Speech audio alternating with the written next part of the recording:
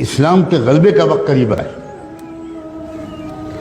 جب حق کے غلبے کا وقت قریب آتا ہے، جب ظلم کے خاتمے کا وقت قریب آتا ہے، جب کفر کے کلمے کے پست ہونے کا وقت قریب آتا ہے، جب دنیا میں امن و انصاف اور کلمہ توحید کے غلبے کا وقت قریب آتا ہے، تب اللہ تعالیٰ چھٹائی کا پروسیس شروع فرماتے ہیں۔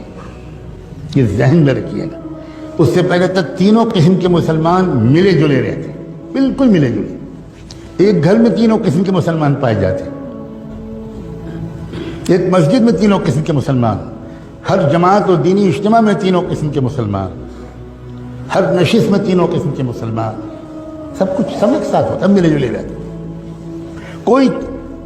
لیکن جب وہ وقت آتا ہے کہ جب اب دودھ الگ ہوگا اور پانی الگ ہوگا، جب اسلام کے غلبے کا وقت، میری بات کو غور سے سننا، بہت امید کے ساتھ اس مسجد میں نے یہ بات چھیڑی، بہت عظیم لوگوں کی طرف یہ مسجد منسوب ہے۔ ہم لوگ عام طور پر نعمتوں کی قدر زندگی میں نہیں کرتے، یہ ہماری مصیبت ہے۔ ہم کسی نعمت، کسی شخصیت کے قدر کے لیے اس کے انتقال کا انتظار کرتے ہیں۔ میں پھر دہراتا ہوں، جب اسلام کے غلبے کا وقت آتا ہے، جب کفر کے کچل جانے کا وقت آتا ہے، جب نظم عالم الٹ پلٹ کر دینے کا وقت اللہ کے بنائے ہوئے پروگرام کے مطابق آ جاتا ہے، باطل کا غلبہ نہیں، کفر کا غلبہ نہیں، ظلم کا غلبہ نہیں، الٹی بات میں کروں، جب کفر کا خاتمہ، جب باطل کے کلمے کے کچل جانے کا اور اسلام کے اور حق کے اور انصاف کے اور امن کے قائم ہو جانے کا وقت جب قریب آتا ہے، تو ہمیشہ اللہ کا معمول ہے کہ ملے جلے تینوں قسم کے مسلمانوں کے ذریعے کبھی بھی حق کا غلبہ نہ ہوا ہے نہ ہوگا۔ اس سے پہلے اللہ تعالیٰ ایک پروسیس شروع کرتے ہیں، ایک ترتیب ہے اللہ تعالیٰ کی، وہ یہ کہ چھانٹ دوں گا میں، پہلے قسم کے مسلمانوں کو الگ کر دوں گا اور دوسرے قسم کے مسلمان بھی پیچھے پیچھے ان کے ساتھ رہیں گے، لیکن تیسرے قسم کے ایک انسان کو بھی میں اپنے مقبول بندوں اور بندیوں کے ساتھ کھڑے رہنے کی اجازت نہیں دوں گا۔ پھر میل تو چھٹے گا، الگ ہو۔ اور اس کا طریقہ کیا ہوتا ہے؟ اس کا طریقہ اللہ کی طرف سے یہ ہوتا ہے کہ کفر ظلم شروع کرتا ہے، ستانا شروع کرتا ہے، بڑھتا چلا جاتا ہے ظلم، ٹارچر ہوتا ہے، چلتے پھرتے مسلمانوں کو مارا جاتا ہے، جیلوں میں ٹھوسا جاتا ہے۔ یہ طریقہ ہے اللہ کا، یہ فلاں حکومت کر رہی ہے، فلاں حکومت کر رہی ہے، یہ ظاہری طور پر ہم کو اسباب کے اعتبار سے کچھ کام کرنا ہماری ذمہ داری ہے، لیکن میں سمجھا رہا ہوں یہ اللہ تعالیٰ کا ہمیشہ سے یہ سسٹم ہے۔ اُذِينَا مِن قَبْلِ أَن تَأْتِيَنَا وَمِن بَعْدِ مَا جِئْتَنَا، بنو اسرائیل کے لوگوں نے موسیٰ علیہ السلام سے کہا تھا کہ پہلے بھی ہم ذلیل سمجھے جاتے تھے، فرعون کے لوگ ہم کو دلتوں سے زیادہ بدتر سمجھتے تھے، ہمیں غلامی کی زنجیروں میں جکڑ رکھا تھا، آپ آئے، ہم نے آپ پر ایمان ہم نے قبول کیا، ہم نے آپ کا ساتھ دیا، اس کے بعد بھی وہی ظلم ہم پر ہو رہا ہے۔ وہ ظلم اور ظلم میں فرق تھا۔ چنانچہ موسیٰ علیہ السلام نے بعد میں جو جوابات دیے اور بعد میں اس قوم کی تاریخ نے جو مرحلے طے کیے، تو اس نے بتایا کہ بہت فرق تھا ان دونوں قسم کو ظلم میں۔ چھٹائی لازمی ہے، لِيَمْحِصَ اللَّهُ الَّذِينَ آمَنُوا لِيَمِيزَ اللَّهُ الْخَبِيثَ مِنَ الطَّيِّبِ، قرآن نے 20 جگہ یہ بات بیان کی۔ چھٹائی تب ہوتی ہے، یہ ایک بات میں تیسری چوتھی بار دوہرا رہا ہوں، جب اسلام کے غلبے کا وقت قریب ہوتا، اس وقت اللہ تعالیٰ یہ برداشت نہیں کرتے کہ تیسری قسم کے لوگ یہ دوسری اور پہلی قسم کے والوں کے ساتھ رہے۔ احد کی جنگ میں اللہ کے رسول نکلے صحابہ کو ساتھ میں لے کر، اور یہ تیسری قسم کے لوگ بھی ساتھ تھے، جو اندر سے کچھ اور تھے، اوپر سے کچھ اور تھے، اور یہ بھی ساتھ چلے، مگر راستے میں 300 اس تیسری قسم کے لوگ حضور کا ساتھ چھوڑ کے الگ چلے گئے۔ کیوں الگ چلے گئے؟ اس لیے کہ اللہ کے نظام کے مطابق ممکن ہی نہیں تھا کہ یہ تیسری قسم کے لوگ اس فتح کے وقت میں ان کے ساتھ رہیں، یہ ممکن نہیں، یہ اللہ تعالیٰ کبھی نہیں ہونے دیتے۔ مسلمانوں، خدا کے لیے اس بات کو غور سے سمجھو کہ یہ تیسرا جو یہ وہ دور ہے جب اللہ تعالیٰ نے فیصلہ کر لیا ہے ایک ایک کو چھانٹ کے رہوں گا، چاہے وہ خادم الحرمین الشریفین ہوں، اور چاہے وہ کعبے کے لباس کے متولی ہوں، اور چاہے وہ بڑے بڑے عرب لوگ ہوں اور کعبے کے ممبر پر کھڑے ہو کر نصیحت کرنے والے ہوں، اور چاہے وہ کہیں کے لوگ ہوں، ایک بھی نہیں چھوڑیں گے اللہ۔ سب تھوڑے سے مٹھی بھر لوگ ہوں گے جن کو اللہ چن لیں گے، اور ان کے ذریعے سے پوری دنیا کے اندر ایسا انقلاب آ جائے گا کہ شجر و حجر بھی حیران رہ جائیں۔ یہ کیا ہو گیا؟ یہ سسٹم ہے اللہ کا۔ چھٹائی شروع ہو چکی ہے بڑی تیزی کے ساتھ، اور شروع بھی اللہ نے کہاں سے کی ہے چھٹائی، میرے منہ پر الفاظ نہیں آ سکتے کہ کہاں سے چھٹی ہوئی ہے۔ بدأ الاسلام غریبا وسيعود غریبا کما بدا، وہاں سے چلا۔ اللہ تعالیٰ کیا کوئی رعایت نہیں، تم ہاشمی ہو، تم مطلبی ہو، تم مکی اور مدنی ہو، تم قریشی ہو، اور تم فلاں ہو، اور تم سعودی ہو، اور تم یہ ہو اور وہ ہو، ہم تمہاری اندرون کی باتوں کو جانتے ہیں۔ وَمَن يَتَوَلَّهُم مِّنكُمْ فَإِنَّهُ مِنْهُمْ۔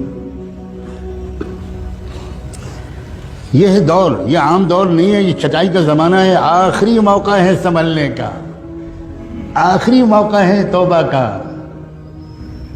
اور اپنی وفاداری کو ٹھیک کرنے کا۔ صرف ٹوپی پہن لینے کا نام بدلنا نہیں ہے، صرف کرتا پجامہ اور داڑھی کا نام بدلنا بالکل نہیں ہے۔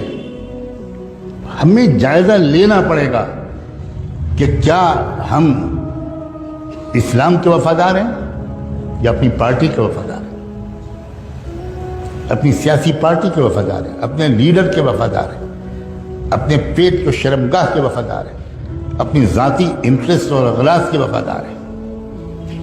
قدم قدم پر ٹکراؤ ہوگا، قدم قدم پر ٹکراؤ ہوگا۔ ایک طرف تقاضا ہوگا اسلام کی وفاداری کا، اس میں ممکن ہے تکلیفیں آئیں، بالکل آئیں گی، بالکل آئیں گی، جیل بھی آئے گی، پھانسی بھی ہوگی، سزائے موت بھی ہوگی، فقر و فاقہ بھی ہو سکتا ہے، پتہ نہیں کیا کیا ہو سکتا ہے۔ یہ تو بالکل یقینی بات ہے کہ چھٹائی لازمی ہے، مگر عجیب بات ہے یہ حالات اور یہ چھٹائی، خدا کرے اتنی ہی بات سے آپ سمجھ گئے ہوں، یہ انتہائی شاندار مستقبل کی علامت ہے۔ بات الٹی ہے۔ اگر اسلام کا غلبہ ابھی دور ہوتا، ابھی اس میں کئی صدیاں باقی ہوتی، تو میں پورے یقین کے ساتھ عرض کرتا ہوں اس مسجد میں بیٹھ کر کہ ابھی بھی وہ حالات نہ آتے، نہ یہاں آتے، نہ یورپ میں آتے، نہ امریکہ میں آتے، نہ عرب میں آتے، نہ مشرق میں آتے، نہ مغرب میں آتے، نہ شمال میں آتے، نہ جنوب میں آتے۔ ہر جگہ حالات اسی طرح کے آ رہے ہیں۔ یہاں آپ کوس لیجئے کہ ابھی فلاں کی حکومت ہے، اور باقی جگہ یہ تو خداوندی ایک نظام ہے، اور اس نظام کو دیکھ کر ڈر اور خوف، مایوسی اور پریشانی، اب کیا ہوگا، یہ لوگ کیا کر رہے ہیں، یہ حکومت کیا کر رہی ہے، آئندہ مسلمانوں کا مستقبل اس ملک میں کیا ہوگا، اسلام کیسے بچے گا، یہ سوالات ان کے ذہن میں آ رہے ہیں جو پہلے قسم کے مسلمانوں والی تربیت پائے ہوئے نہیں، یہ ان کے ذہن میں۔ ورنہ جن کا ایمان مضبوط ہے، جن کا علم گہرا ہے، جن کی سمجھداری بہترین ہے، جو قرآن کو سمجھے ہوئے ہیں، جو اچھی صحبتیں پائے ہوئے ہیں، وہ اپنے وقت کو موبائل میں ضائع نہیں کرتے، انٹرنیٹ میں ضائع نہیں کرتے، بازاروں میں گھومنے میں ضائع نہیں کرتے، وہ سمجھداروں کے پاس بیٹھ کر سمجھداری کی باتیں سننے میں اپنا ایک ایک منٹ استعمال کرنے کی کوشش کرتے ہیں۔ ان کا بالکل الٹا خیال ہے۔ ان کا حال اس وقت کے حالات میں یہ ہے کہ ایسا لگتا ہے کہ اندھیرا بڑھ رہا ہے، جس کا مطلب یہ ہے کہ اب صبح روشن قریب ہے۔ بالکل الٹا تاثر ہے ان کا۔ ان کو فکر جانتے ہیں کس بات کی ہے؟ میں صاف کہنا چاہتا ہوں، پہلی قسم کے اس وقت جو ایمان والے ہیں ان کو فکر یہ ہے کہ میرا بھی شرکت، میری بھی اس فتح والی مہم میں ہو پائے گی کہ نہیں ہو پائے گی، یہ فکر ہے۔ فتح تو ہوگی، الا ان نصر اللہ قریب۔ اس ملک کو بھی پہچاننا مشکل ہوگا، اس کے چپے چپے سے کلمہ توحید کی آواز آئے گی۔ یہ چمن معمور ہوگا نغمہ توحید سے، یقیناً اس میں کوئی شک نہیں ہے۔ فکر جو ہے اس پہلی قسم کے لوگوں کو وہ یہ کہ میری شرکت، میری اولاد کی شرکت، میرے جگر کے ٹکڑوں کی شرکت، میرے شاگردوں کی شرکت، میرے دوستوں کی شرکت، میرے قریبی لوگوں کی شرکت اس مہم میں ہو پائے گی کہ نہیں ہوگی. ہم تو نہیں کان پکڑ کے نکال دیے جائیں گے، ہم تو نہیں محروم کر دیے جائیں گے کہ نہیں تم نہیں شریک ہو، تم اس قابل ہی نہیں. ہم تم کو خوب پہچانتے ہیں، ہم تم کو خوب پہچانتے ہیں. لا تخرجوا، کیا ہے وہ جو کہا گیا تھا ان منافقین سے،